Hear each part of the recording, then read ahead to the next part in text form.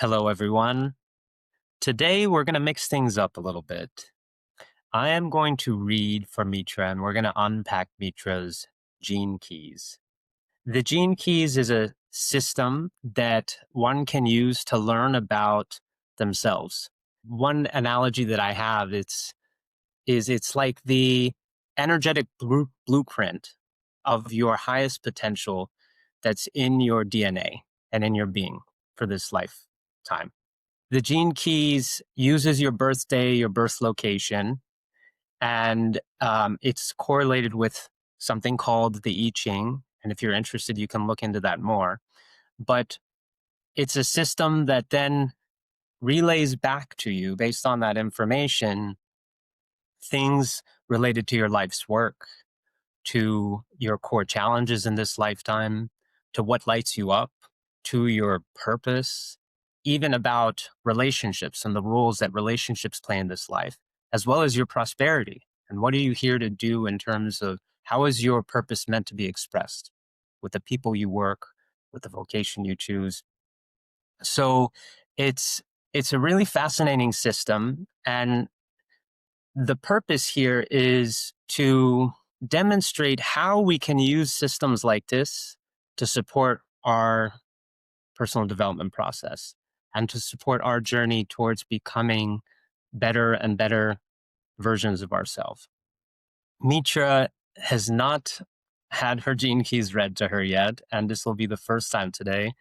Mitra, how do you feel about this process? Excited.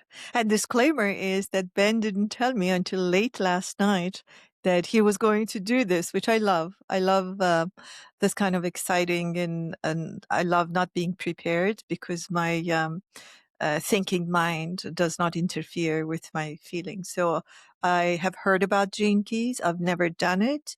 And I don't know anything about what Ben is going to read. So that's important to know that we didn't prepare and I've never looked at my gene keys. So exciting. And that's actually in your gene keys, your desire for spontaneity, not planning and preparing ahead. I read that. I'm like, that's so Mitra. Okay, so let's give some additional context for you, the listener, and we encourage you. You can pause at various points if you want to go run your own Gene Keys profile. You can do that too. What is happening? Well, on the Gene Keys website, I entered Mitra's birth information, and um, and then it generates what's called her hologenetic profile, her profile. And on this profile, there's a bunch of little spheres. And each sphere represents a certain aspect of who Mitra is or an aspect of her life. So there is a sphere called life's work. There's one called evolution, which has to do with what is she here to learn primarily in this lifetime. There's a radiance sphere. There's a purpose one. And then there's many other ones related to relationships as well as prosperity. And each one of these spheres has assigned to it a gene key. And there are 64 gene keys.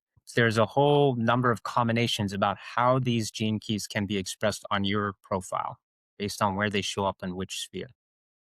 And each gene key has a shadow, a gift, and what they call a siddhi, which is the highest expression of that gift. The siddhi is the Indian word for siddhi, Siddhi. And so what we're learning through this process is not only what is our fullest potential, but what are commonly the blocks that we experience, the shadow that we experience that prevent us from realizing our highest potential. And allows us to shine the light on these areas so that we can learn from them and take the steps through our awareness, through our curiosity to transcend them. So do you have any questions so far, Mitra? So the Siddhi is my highest potential. The Siddhi is the highest potential. And that's for each of these spheres that we've identified. Each sphere has a highest potential that's relayed through a specific gene key. For example, there's a gene key that I have in my profile related to my life's work. And the shadow of that is psychosis. The shadow is psychosis, which is related to unease. It has to do with overthinking and overanalyzing. And then the gift is about initiative. That is the gift that that gene key has to offer me in my life's work, is the ability to initiate things, to drive things forward. And the highest expression of that is awakening, city of awakening. And there's a whole, each one of these words has a significance in the framework of the gene keys, and they'll explain it to you. So is that clear for you? Yes, I think the shadow is the part that I like my survivalist self is living, the one that I haven't shed light on. That's Gift right. is the shadow part that I have met with awareness, and Sidhu is where I can take it. That's Or right. The Siddhi, highest sorry, potential, the the highest highest potential. expression of it. Okay, Yep. got it. That's clear. I hope that our interview friends are also following, because I'm not familiar with this and I'm trying to understand. And believe me, if I understand it, everybody will understand it with my dyslexic mind. So are you ready to begin, Mitra? I am. All right. So for you, we're not going to go into everything. It would probably take several episodes for us to do that. We're gonna look at the outer spheres on your profile. Okay, and I'm gonna start off reading them, um, each sphere to you one by one, and then just giving you time to reflect on it and share any questions you have. And I'm gonna make note of the questions, and then we're gonna move on to the other ones, and we'll address the questions at the end. Okay, Okay. we're gonna dig Okay. into things a little bit deeper. Okay, so your first sphere, your life's work. And this sphere has associated with it, it's called Gene Key 29. Okay. And the shadow of Gene Key 29 is half heartedness. The gift is commitment. And the highest expression is devotion. Okay. I'm going to read you the description now.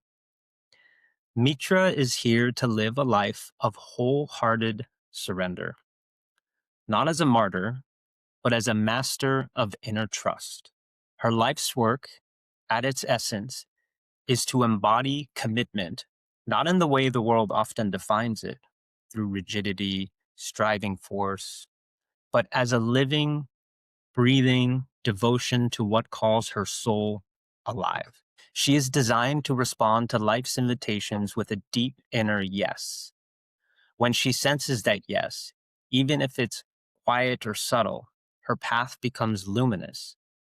Her true power is not in controlling outcomes, but in showing up fully, heart first, and working through each doorway that opens with authenticity. How does that resonate? Like a glove. That is so you. I read that. I'm like, come on. This is so Mitra. So this is your life's work sphere. All right. And this has to do with how you express, how you take action in the world. It's different than your purpose, which we're going to get to. Did any questions arise for you? And if not, that's okay.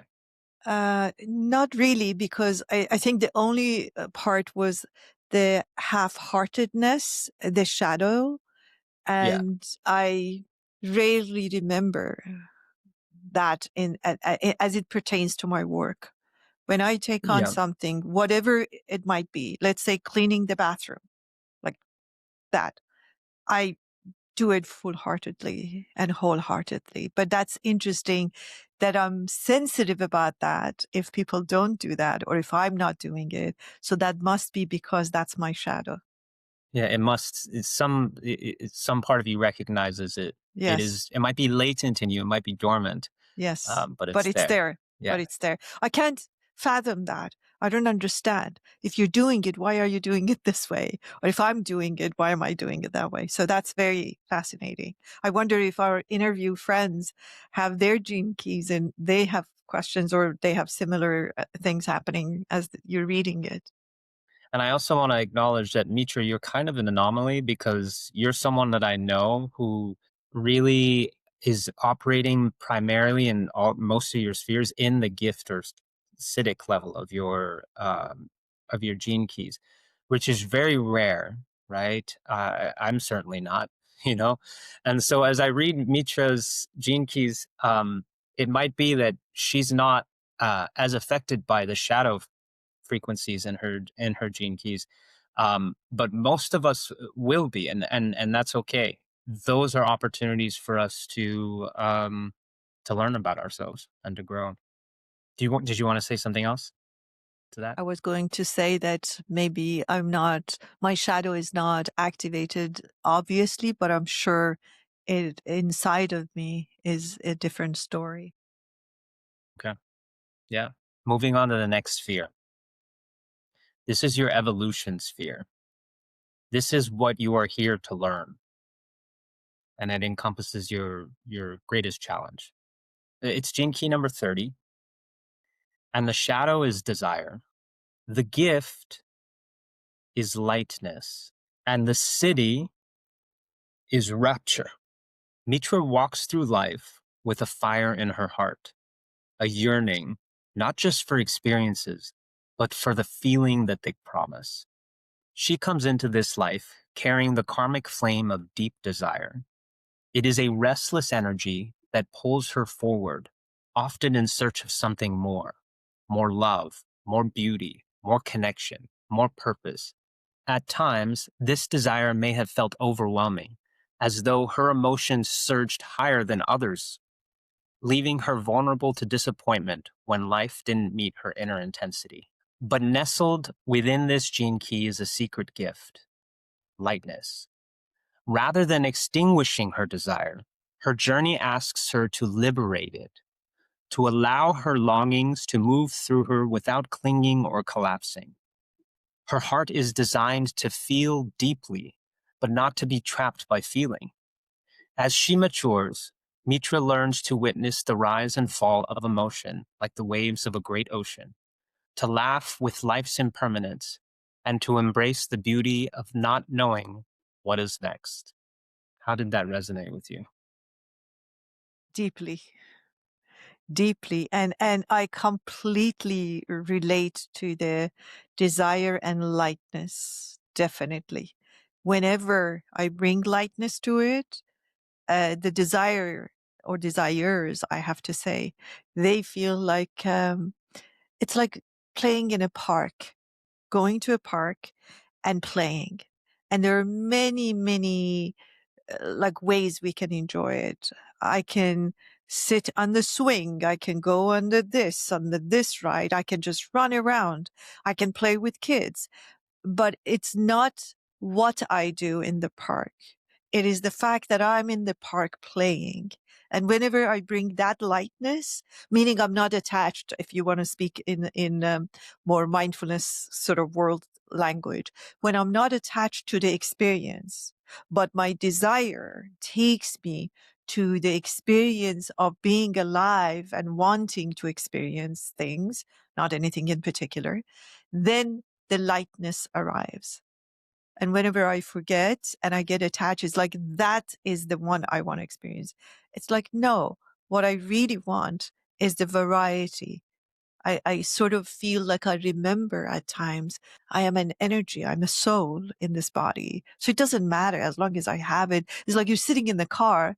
It's not like you want to go to the city. It's the driving, the experience of driving around and seeing the sceneries that is beautiful. It doesn't matter what it's called. It doesn't need to be Los Angeles or New York or London. It could be anywhere. It's just driving. I just wanted to see rapture. That's a very strong word. What does that mean to you? Can you unfold it a little bit for me? Here's how the Gene Keys describes rapture. Rapture is a transcendent state where all emotional longing dissolves into pure, ecstatic presence. It's not pleasure or intensity, but a divine surrender to the fullness of life, where every experience is embraced with open-hearted awe. In rapture, one becomes a vessel for the sacred beauty of existence. So more or less what I just explained myself. Yeah. Oh, wow, that is so At an fascinating. exquisite level. Yes. So do you agree? Do you resonate with that, with the Gene Key saying that this whole field of balancing desire and lightness is your biggest challenge in this lifetime? Does that resonate? Um, Biggest challenge? Or one of I'm the not sure if primary, it's we the can say one of the yes, primary lessons you're here yes. to learn. Yes, yes, it is, but it won't be the biggest challenge because I feel like there are other challenges that are more obvious in my awareness, at least at this stage of my life. That's another thing. Like I'm 60 something years old. So if a young interview friend is doing their gene key or keys, it's probably a different part of an aspect of their life. So I have lived through it and I've really done a deep journey. So was it earlier on in my life? I feel like it was, but I don't feel that it is one, it's not the most definitely right now in Yeah, latter part of my life, which I'm in. it would be interesting to potentially unpack this one uh, later on in the episode if it goes there. We'll see, because I do Okay. have questions about that too. All right, All but for right. now, let's move on to the next one. The next one is your radiant sphere. This is what makes you come alive, what invigorates you. Your sphere is associated with gene key number 8. The shadow is mediocrity. The gift, this is unique, is style. We're going to clarify what that is. And the city is exquisiteness. Mitra's inner light shines most brightly when she dares to be unmistakably herself. Her radiance is not loud or forced. It flows effortlessly from the deep gift of style, held within Gene Key 8.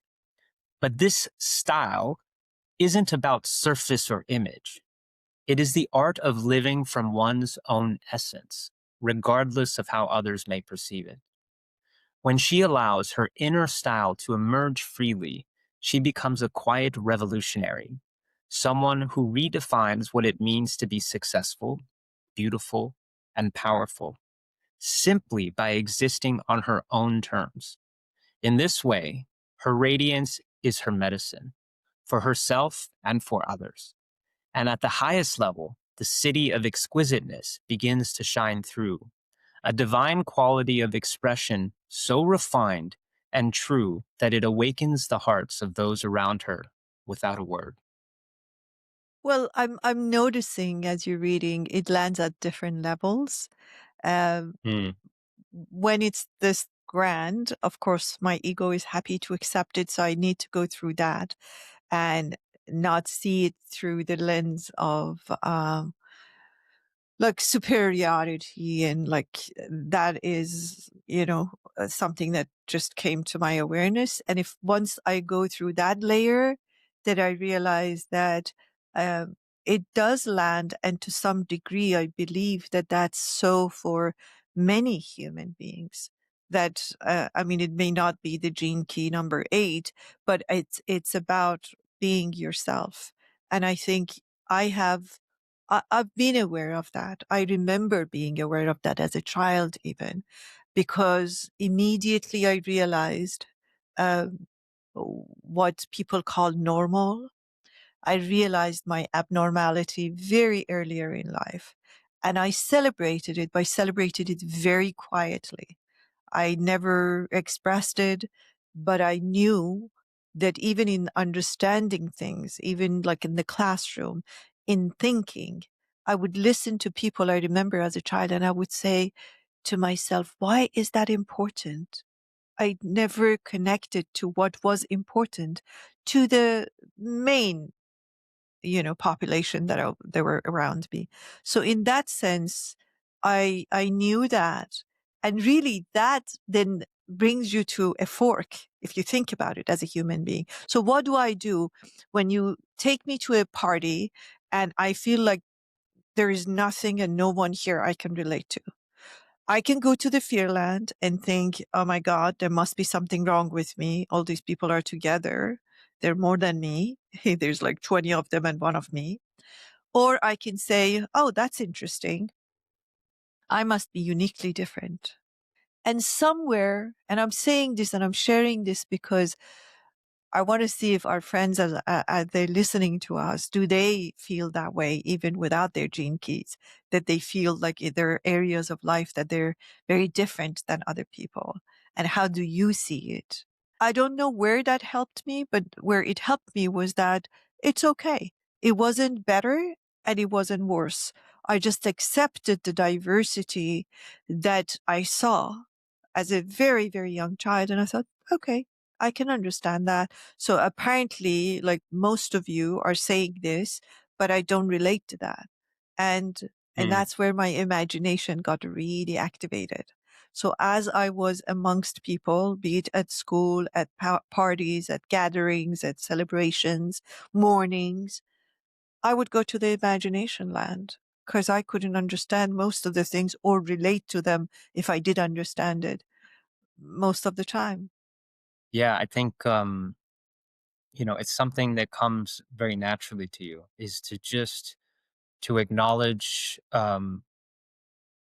who you are and acknowledge that in a lot of ways it's very different from what the society might expect of you, or what is considered normal, but to embrace that and to do that gracefully. You do it truly gracefully. It's interesting. You have an appearance that is very distinct as well. You're drawn to wearing white, and you always wear white. And at events, we talk about this, how people are just, you don't say a word, and they come up to you, and they acknowledge you, and they say things like, "I don't know what it is about you, but I feel very drawn to you, and I want to get to know you." I just want to say this is something that the Gene Keys um, really emphasizes, that each one of these Gene Keys, whether it's in your profile or not, we have something to learn from it. There's a beautiful lesson for all of us in being able to express ourselves truly and unapologetically, um, and what that does not only for us but for others. And I feel that way that people are drawn to me, not necessarily because of what I was wearing, but when my judgment is quiet. Exactly what I said. What do you do when you look at people and you see yourself different? Do you say, I'm bad, they're bad, I'm good? Or do you say, huh, fascinating. We're so different and so the same. So I can go to the gatherings without suffering or imposing suffering on others by my thoughts of judgment. And that's where it becomes very interesting. I have such a normal connection with people, yet I am not feeling normal most of the time. Yeah. Yeah, and I think the key here is not, it's not about the outer style or anything. It's coherent. You're coherent with Yes. yourself. Your actions, your words, your feelings, the way you dress, everything is coherent with each other. They match each other. And it is that coherence that I think people are attracted to. Yes. When it is there, because it's not there all the time. But yes, I Yeah. understand what you're saying. Yeah. So moving on to the next sphere. This is the sphere of purpose. This is what deeply drives you, why you are here. It's Gene Key 14, and the shadow is compromise. The gift is competence. And the Siddhi, the highest expression, is bounteousness. Mitra is here to live a life of radiant generosity, not as an obligation, but as a natural overflow of her inner clarity and joy. At the core of her being, she is designed to channel energy, to align with work, relationships, and environments where her gifts can flow freely, skillfully, and sustainably. She carries with her a quiet mastery, the kind that doesn't seek attention, but effortlessly draws others in by its grounded presence. Her purpose is fulfilled not in isolation, but in connection. She is here to serve, not through sacrifice, but through the joy of competence, doing what she loves with the people she trusts in ways that uplift everyone involved. At her highest, Mitra becomes a living wellspring where abundance is not hoarded or strived, but shared generously, wisely, and from the heart. Her path is one of embodied purpose, aligning her energy with what feels true and offering it to the world in ways that are both skillful and sacred. Completely speaks to me. Yeah. I love this part. Purpose.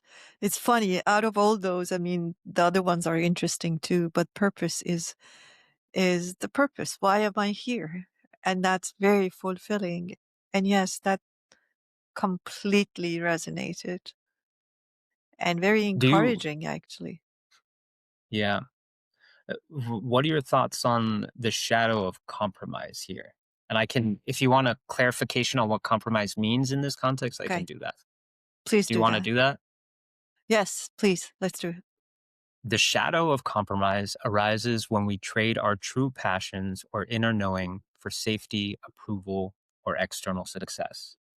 It often shows up as settling for less in work, relationships, or creativity out of fear of scarcity or failure. This shadow dulls our energy and keeps us disconnected from our innate power to create and contribute with authenticity. Completely resonates. Yes. So, can you elaborate on that? How does that resonate? Where has that shown S- up for you in your life? When I was completely in survival mode, because I probably didn't have to, and I was raising two children on my own in a foreign country with no support. And I basically was completely, doing what I had to do for safety and survival. I had to pay for the expenses. There, I had no help whatsoever, not from the father of my children, not from my family, not from friends. Nobody ever helped me in that sense as I was raising my children, working 2, 3 jobs and raising two children in a place that I was unfamiliar with. So I did that. I did a good job, but I could feel that this is not my work. And what brought it to Mm, an end was fascinating, Ben, that I had to come to a place that I brought everything to a halt. I did not work for I think 6 months maybe, which was very difficult for me. And as a I single had to mother, my decide God, as a yeah. single, and I thought like, what do I need to do? What do I need to do? I didn't know. I mean, I didn't have this clarity, like as you're describing it or as I'm speaking about it, but I knew there was something not right. And that was very clear to me. And then things shifted and I changed and I just had a lot of debts, basically financial debt because as I said, nobody was supporting me. So if I wasn't working, I had to pay for expenses. My daughter was at school, and it was a private university, art school, and I was paying for it. So I paid for that debt for a long, long time. But I had to take that break to understand. And it was an extremely difficult time, but very valuable time that I had to decide what is it that I need to do. And and it was very fascinating. And this is, I hope that this helps someone. I came and I changed my country. I moved to where my family and when my daughter was going to school. And then that was another thing that happened, that my family, basically my brother, helped me to do something, and it was the most convenient one. He knew what to do, and he could help me, and I did it for a few months. It took such a, I think the gift, as you called it, the gift was very helpful for me at that stage to stand there and say, that isn't this either. This is not it. I thank you for Mm, your support. This is wonderful. It makes sense, logical sense, but my heart is hungry for what I know, what I need to do from now on. mm, And mm, it wasn't even anything different that I was doing, but it was something daringly full time.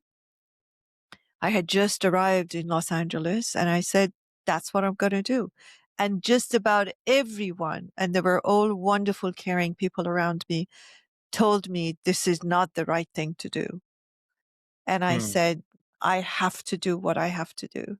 And I was right. And it wasn't me that was right. I think it was the connection to a deeper me that was correct. It was the awareness, the light that I shed on my shadow, which was very active and completely in mm. fear land, that allowed Yeah. me to say no to a lot of other things.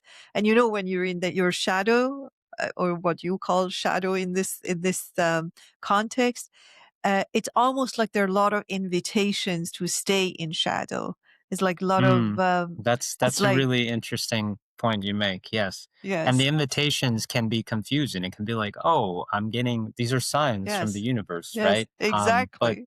not necessarily. If you're in the shadow level, then you're gonna get opportunities that could resonate unless you're shining the light on it and you're asking specific questions to guide you to a higher frequency. In this case, the gift frequency. And only you know that.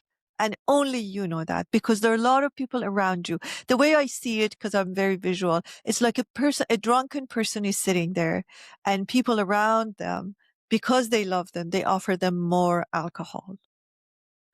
And it looks like, oh, you're such a good friend. Thank you so much, Ben. But is this what I need? Do I need more alcohol? Or do I need to decide that, this is poisoning my body? This is going beyond what I can handle. And then I decide and I say, thank you. Thank you for your offers, but I need to do something else. And it's very difficult to distinguish between universal messages and the messages that shadow is attracting and is Yeah, I calling. mean that's part of the journey of life, right? Is being able to distill signal versus noise. What is true intuition and guidance versus our shadow aspects of ourselves running the script. This was fun, Mitra. I enjoyed this, and for me, when I went through the Gene Keys process, what one of the things I really appreciated about it is that it gave me a north star for me in terms of what I can visualize my highest potential as being. What am I moving towards? I had a inner sense of it before I read my gene keys years ago, but it didn't have. There was a vagueness to it, and going through this process gave me a lot more clarity. And as I read the things, I felt the resonance. Right? It's like yes, yes, that feels right. And so that was really helpful in me being able to now have more clarity about what I'm working towards. Who am I becoming? When I say my highest potential, what does that look like? What does that feel like? What does that sound like? Before we wrap up here, what are other ways you think people can use this system to support them in their journey? And what are One thing, things they should be cautious about as well? yes, I wanted to start with that. That the first thing that I thought was that not to use this in replacement for your discernment.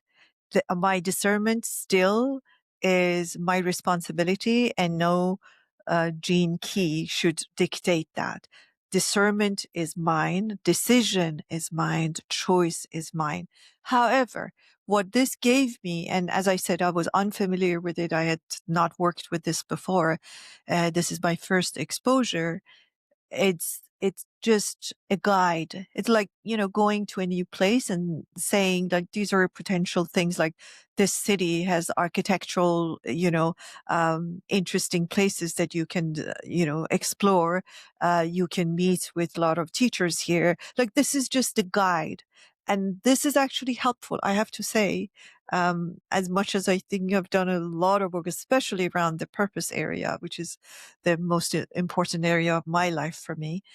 But this just gave me a jolt right now. And I thought, it's almost like more daring to do. So it's an assistant to my discernment and to the application of the next step for me.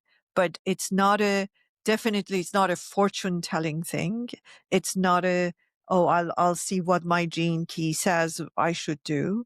It's really about, that's an interesting guide that is fascinating to know. Yeah. Like I'm going, as I said, I always see it as a travel. I'm going to this place that I've never been to. And you tell me, Mitra, make sure you experience their coffee is very famous. They have wonderful like theater setting. And then I say, okay, that's interesting to know. I can experience those things, but you're not making a decision for me. You're not telling me what to do. That's how I see it. But it's very helpful to know. I found it very helpful, and I'm going to unfold it for myself. Thank you for doing this, You're Ben. welcome. You're welcome, Mitra. I had a lot of fun doing this with you. And I hope our audience, you, the listener, has benefited from this as well. We'll drop a link in the show notes to where you can run your Gene Keys profile. And please, we love to hear your comments. Don't hesitate to leave comments for us. We read them all. And until next time, Mitra. That was fun. Thank you so much for tuning in today. For a list of the links and other resources referenced in this episode, check out the podcast description. If you're benefiting from our podcast, we'd love if you could help us reach more people by subscribing. Your support means the world to us. From our hearts to yours, we thank you.